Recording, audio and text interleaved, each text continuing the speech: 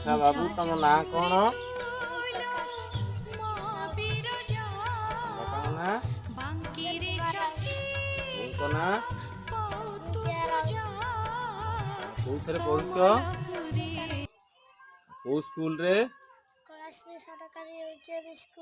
ଆଚ୍ଛା ଆଉ ତମ ଜିଲ୍ଲା? ଥାନା?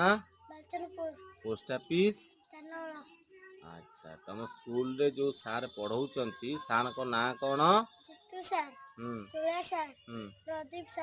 ଆଚ୍ଛା ତମକୁ ପାଠ ପଢ଼ଉଛନ୍ତି ତ? ଆଉ ଖାଇବା ପିଇବା କ'ଣ ଦଉଛନ୍ତି?